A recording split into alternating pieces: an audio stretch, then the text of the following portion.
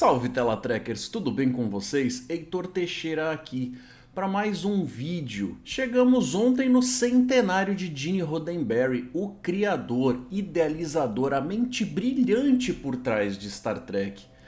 Pessoa que não era perfeita, mas sem ele não teríamos essa incrível caixa de areia da qual nós, fãs, adoramos brincar dentro com todas as histórias bacanas que a gente tem aí para poder enaltecer a alma humana, falar sobre a possibilidade do futuro e destrinchar um pouquinho sobre como funciona o nosso espírito, que é tão falho e que precisa tanto de ajuda para às vezes se levantar depois de cada tropeço. Esse vídeo era para ter saído ontem, mas como diria um tamariano, tem dia que a noite é como o Kid Bengala em ação. Lembrando que amanhã deve sair um vídeo com as explicações de como é que vai rolar, quando e tudo mais a respeito do Clube do Episódio, que a gente está tentando trazer de volta nesse formato online. Então amanhã não percam, fiquem ligados aqui no canal para ter mais informações dos detalhes de como é que vai rolar, combinado? O episódio mostra pra gente a tal associação dos colecionadores. Isso me traz à mente a coisa de que eles estejam tentando, muito provavelmente, fazer com que grupinhos ganhem aí algum destaque, não sei se é o caso aqui. Eu achei interessante a coincidência de que na mesma semana, na série What If da Marvel, eles terem feito um episódio que girou em torno justamente do colecionador também, vejam só vocês. E aqui nesse episódio, dentro da nave do tal colecionador, eu acho que é o pesadelo ou sonho para qualquer um que queira catalogar todos os easter eggs que aparecem por ali, porque nessa série já aparecem vários, mas dessa vez eu creio que até pelo fato de você ter que ficar caçando cada coisinha no meio de tanto detalhe, de todas aquelas pilhas de coisa, talvez vá dar um pouquinho mais de trabalho. Beijo, Lúcia! E por falar em Tamariano, a gente vê ali o novo chefe de segurança sendo um deles, o primeiro na frota estelar.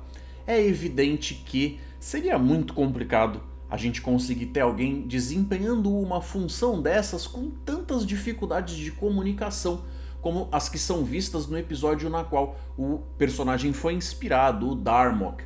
Só que o que acontece é, eles, para manter lá aquele temperinho de graça característico de Lower Decks, acabam deixando ele tropeçando em cima dessas coisas, das palavras, da forma como ele tenta se comunicar, mas é óbvio que ele não vai ficar assim o tempo inteiro. Ele fala frotês, mas de vez em quando ele sente lá uma dificuldade ou outra de ser um pouco mais claro e isso gera as piadinhas.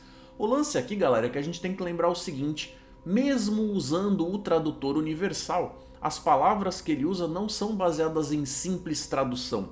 Elas precisariam de uma espécie de tradução da tradução, porque as palavras serem colocadas numa língua que alguém da Frota Estelar entenda não é o problema, o tradutor faz isso. O problema é que essa espécie se comunica através de parábolas, metáforas e afins, aonde eles tentam projetar, através da conversa deles, certas imagens mentais de historinhas que, sendo muito franco e honesto com vocês aqui, é a versão verbal do meme. Então toda vez que na literatura deles, ou seja lá, eles acabam vendo ali alguém passar por uma determinada situação, eles acabam citando aquilo com poucas palavras para representar um determinado algo. Então, perigo, satisfação, necessidade de ajuda, sensação de vitória, tranquilidade, qualquer uma dessas coisas sempre vai ser expressa com eles se referindo a uma frasezinha que coloca um determinado personagem, real ou fictício, numa situação onde, em teoria, todo mundo da sociedade dos caras sabe qual é que é a história, teve acesso à história, então eles se lembrariam do que acontece ali. Se a gente for parar para pensar, na série clássica, eles introduziram alguns antagonistas, alguns deles que se tornaram bastante clássicos, estão aí até hoje, dando pano para manga para contar várias histórias. Com certeza eu tô falando de Klingons e Romulanos, apesar de lá eles também terem citado os Tolianos e os Gorn. Esses dois últimos eu acho que seria muito bacana que a gente tivesse mais interações com eles, mas por N motivos, inclusive de produção, eu acredito que eles tentam se afastar de querer trazer esses personagens, essas espécies para as histórias, porque provavelmente seria muito complicado de você colocar personagens regulares ali iam depender de muita maquiagem ou de repente até computação gráfica, mas seria bacana ver que tem aí essas galeras, né, esses pequenos impérios, esses conglomerados que poderiam render bastante também. Quando a gente chega lá na nova geração, a gente vai ver que desde o terceiro filme envolvendo a série clássica, eles começaram a trabalhar melhor um novo jeito da gente ver os Klingons, que foram repaginados. A gente vê só uma mudança de visual no primeiro filme, que também não chega a dizer muita coisa, mas a partir do terceiro filme a gente começa a ver um outro estilão de se comportar e a gente tem histórias ali, mas é só na nova geração mesmo que eles vão se consolidar como os personagens que são, com a honra e o estilo de luta, a agressividade e tal, que não era exatamente o que a gente via na série clássica.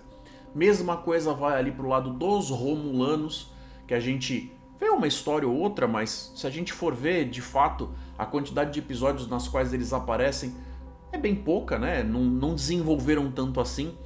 Muito acaba ficando aí pro imaginário. E na nova geração, eles meio que tentaram fazer ali a inclusão de um novo inimigo, uma ameaça terrível, que seriam os Ferengi. E que não deu certo, porque realmente é uma galera que você tentar fazer entrar para bater de frente com, como se eles fossem substitutos do mesmo tipo de ameaça que Klingons e Romulanos, era uma ideia incompatível, a forma como eles foram criados não realmente ajudava nesse sentido, e a série aonde os Ferengi foram acabar sendo melhor utilizados foi Deep Space Nine, aonde a galera dos produtores resolveu de fato abraçar esse lado mais cômico, né? Esse lado mais galhofa dessa espécie, que tem um monte de metáfora bacana para falar a respeito de capitalismo agressivo, de ganância, dessas coisas todas, mas deixar um pouco mais de lado esse aspecto mais militar, mais bélico deles, que a gente sabe que ainda tá lá, mas que de longe não é tão importante. Então você desenvolve esses personagens de uma forma que você tem aí uma espécie extra para contar novas histórias, como se fosse de fato uma espécie de potência relevante dentro desse mapa político, né, que a gente tem dentro de Star Trek. A gente também tem a inclusão dos Borg na nova geração, mas é só em Voyager que eles vão de fato brilhar, aonde as histórias giram em torno deles, até por eles estarem de fato no quadrante nativo deles, aquele negócio todo. Voyager também, para poder ter seus antagonistas longe de casa, teve lá que tentar fazer o possível para eleger personagens novos. Então tentaram com os Kazon, com os Iridian, teve lá um monte de personagem que eles foram tentar colocar aos poucos, aqueles encontros ocasionais e tal, que talvez você goste dos Kazon, sei lá, mas é uma espécie que eu acho que não tem o mesmo glamour que os Klingons, apesar de se parecerem com eles em muito, até de forma visual, mas é o famoso copia, mas não faz igual, né? Então, sei lá, de repente acho que ficou uma proposta meio esquisita ali. E os Pakled me parecem ser aí uma opção bacana para se colocar numa série que tem uma intenção mais cômica como Lower Decks. Eles estão aparecendo de novo aqui e não sei se vai ser a intenção de tentar fazer retornos o suficiente para que eles ganhem esse status, esse grau de relevância. É uma galera que eu acho que é curiosa, apesar de bastante problemática, porque eles resolveram montar as características dessa espécie em cima de uma aparente idiotice. E a gente sabe que não é possível, né? Você ser uma espécie dominante de alguma forma, dominante no sentido de conquistadora, né? Guerreira e tal, se todo mundo ali fosse idiota o tempo inteiro. Então eles meio que deixam claro que parte da idiotice é real, porque eles têm ali alguns problemas cognitivos de entender de fato o mundo à volta deles, mas um pouco daquilo se dá pela percepção dos outros em relação a eles. Porque eles têm uma fala meio truncada, um jeito meio imbecilizado de conseguir expor as ideias, né? De absorver algumas coisas, então é muito fácil subestimá-los. Mas como eles são muito fortes e eles, de fato, por serem agressivos e não terem um sentido de moral lá muito bem estabelecido, acabam não vendo problema nenhum em roubar, extorquir, escravizar, fazer toda uma série de coisas ali que acabam chegando nesse negócio deles acumularem armas poderosas e tal, mesmo que eles não tenham cientistas à altura de criar as tais armas. Agora, Você sempre precisa de alguém ali para fazer uma manutenção, colocar a coisa, manter a coisa funcionando, né? Lá na nova geração a gente até chega a ver um determinado episódio aonde, quando eles são apresentados, eles estão com um problema no motor, o George vai lá arrumar, então ficaria meio aquele negócio, eles antes de que você saiba o fato, a realidade atrás deles, de que eles são problemáticos, eles te conquistam ali meio que na base da pena, né? Você vê aquela espécie meio débil e tal, precisando de ajuda. Então, principalmente a Frota Estelar, que é toda fofinha, toda cheia de altruísmo, querer ajudar os outros, vai chegar lá da melhor forma possível, tentando tomar cuidado e tal, mas já com o coração mole, e vai acabar resolvendo algumas coisas para eles, mas eu julgo que isso seja um caso ou outro bastante solto, né? Não seja assim tudo que eles vão fazer, qualquer problema que eles têm, qualquer peça de equipamento, eles vão pedir ajuda com cara de gato do Shrek, né? Ai, por favor, me ajuda. Não, eles têm que ter a capacidade mínima de conseguir manter aquelas coisas ali, porque senão não faz o menor sentido. De certa forma, é como se a gente pensasse que Klingons, que dão muito pouco valor para a ciência, eles têm esse negócio da agitação, daquele chamado selvagem no sangue, da conquista e tudo mais, do valor, da honra, mas não dá para você ter uma galera assim com tecnologia tão avançada. Gente, eles viajam através do espaço em velocidades superiores à da luz, eles têm o mérito de ter conseguido chegar nessa tecnologia e não é uma raça de hooligan que consegue fazer isso. Então, mesmo os cientistas deles, que talvez os filmes e as séries não tenham colocado uma carga de mostrar eles pra gente e tal, a gente sabe que eles existem, mas eles são colocados meio que em segundo ou terceiro plano ali, mas é impossível de você ver uma galera dessas chegar em algum lugar sem que esta turminha exista. Então é isso aí, galera, vamos dar mais valor para quem trabalha com ciência, porque senão a gente vive num mundo de treva, tá bom?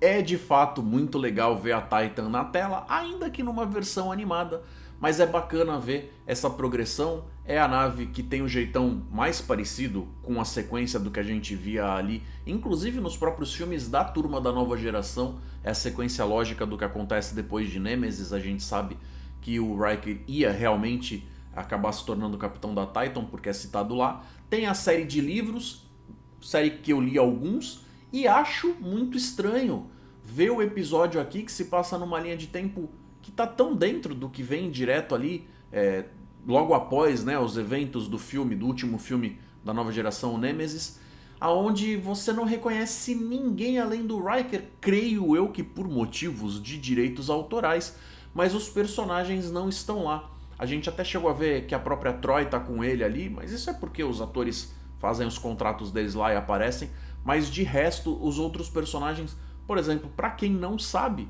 o Tuvok tá na Titan. Ele acabou, depois de um tempo, quando eles retornam com a Voyager, sendo chamado e ele vai lá participar. Ele faz parte da tripulação da Titan também. Cadê ele aqui? Faz falta, né, não ver esse personagem lá. E os outros personagens que a gente vê sendo desenvolvidos no livro, que é uma tripulação extremamente rica, principalmente do ponto de vista de alienígenas e tal, eles citam no livro, o que não necessariamente tem o compromisso de bater com o que eles vão mostrar aqui, é a época em que a gente vê que a galera do alto comando da frota vai de novo achar que é época de dar uma respirada, não dá só para ficar aí investindo em naves de combate, vamos voltar um pouco para o nosso espírito original, e é então que eles propõem a Titan. A Titan seria a nave mais diversa que existe na frota.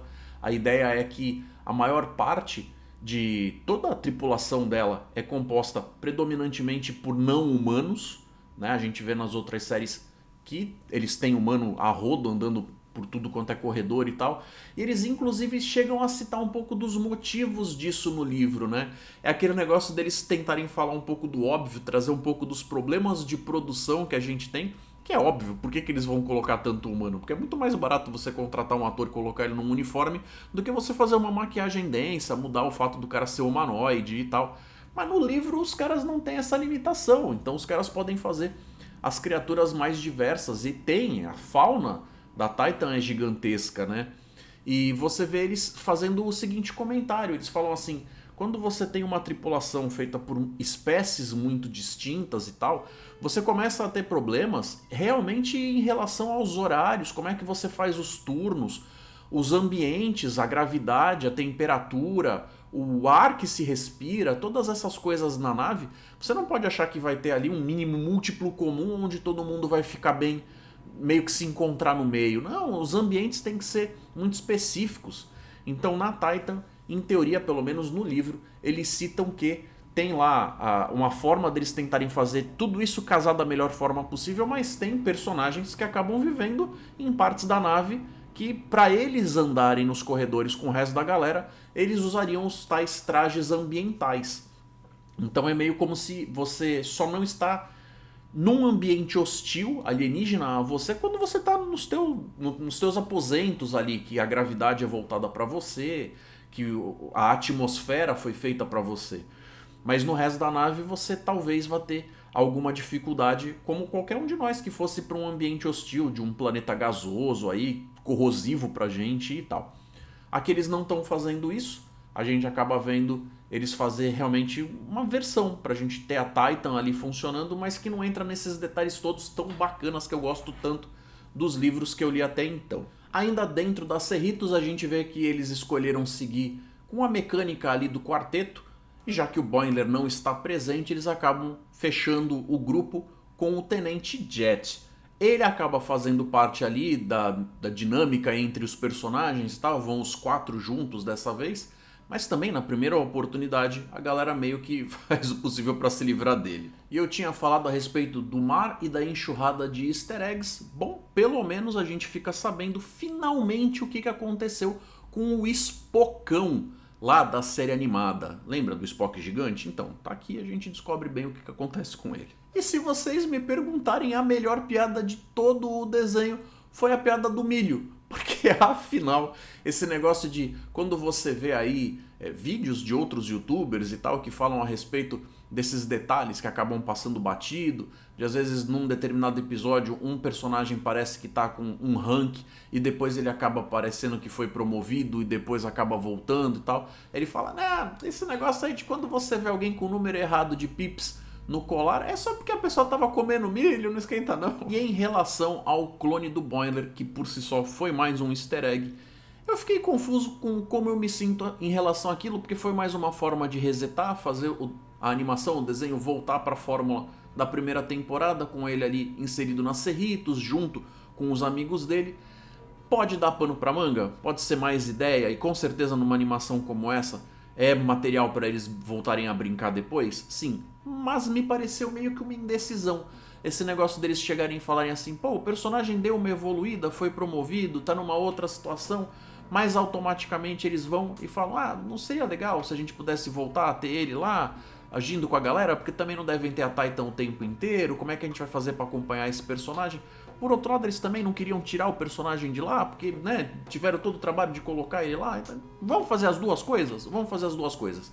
Se eu gostei da ideia, não sei. Acho que não. Deixa um like para fortalecer o canal, ajudar a aumentar a relevância e permitir que os meus vídeos cheguem em outros interessados. Se você está chegando agora ou ainda não conhecia o canal, inscreva-se, ativa as notificações para ser avisado de quando eu lançar outras coisas. Não lanço apenas coisas de Star Trek.